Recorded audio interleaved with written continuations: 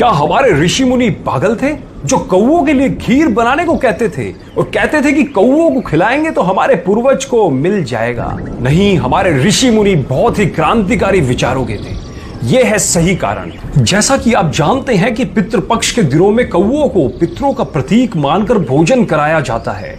यह सवाल अक्सर पूछा जाता है कि आखिर भोजन कौए को ही क्यों दिया जाता है। यहां कुछ ऐसे ही जवाब और रियल फैक्ट्स हम आपको देने जा रहे हैं जिससे आप जान सकेंगे कि भारत की प्राचीन सभ्यताओं में कौवे को इतना महत्व क्यों दिया गया है और पौराणिक कथाओं में कब कब कौवे का जिक्र आया है। गरुड़ पुराण में बताया गया है कि कौवे यमराज के संदेश वाहक होते हैं। श्राद्ध पक्ष में कौवे घर घर जाकर खाना ग्रहण करते हैं। इससे यमलोक में स्थित पितृ देवी देवताओं को तृप्ति मिलती है। लेकिन इसका एक और वैज्ञानिक कारण है और वो है बरगद और पीपल के वृक्ष।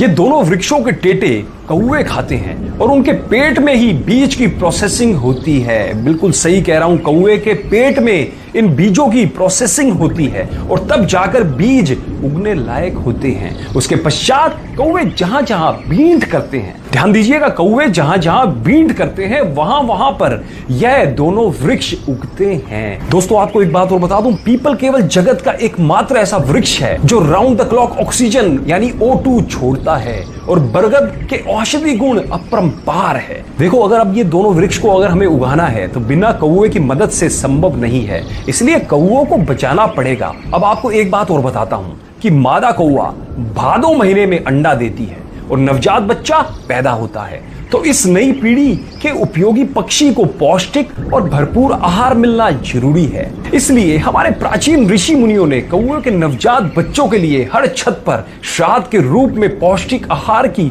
व्यवस्था कर दी थी, जिससे कि कौओं की नई जनरेशन का पालन पोषण हो जाए। इसलिए दिमाग दौड़ाएं, श्राद्ध करना प्रकृति के रक्षण के लिए नितांत आवश्यक है। ध्यान रखना, जब भी बरगद और पीपल के पेड़ को देखो तो अपने पूर्वज तो याद आएंगे ही, क्योंकि उन्होंने श्राद्ध दिया था। इसलिए ये दोनों उपयोगी पेड़ हम देख रहे हैं। एक बात और बोल देता हूं, कुछ लोग जो कि सनातन धर्म पर उंगली उठाते हैं, सनातन धर्म पर उंगली उठाने वालों, पहले सनातन धर्म को जानो, फिर उस पर उंगली उठाओ। जब आपके विज्ञान का कुछ भी नहीं था, हमारे सनातन धर्म को पता था कि किस बीमारी का इलाज क्या है, कौन सी चीज खाने लायक है, कौन सी चीज खाने लायक नहीं है। अतः ज्ञान का भंडार है हमारा सनातन धर्म। हमारे समस्त वेदों में, हमारे समस्त पुराणों में ज्ञान का भंडार भरा पड़ा है और उनके नियम विदेशी शिक्षा पद्धति में पढ़ के केवल अपने पूर्वजों ऋषि मुनियों के नियमों पर उंगली उठाने के बजाय उसकी गहराई को जानिए और आपको पता लग जाएगा कि वो लोग कितने वैज्ञानिक थे।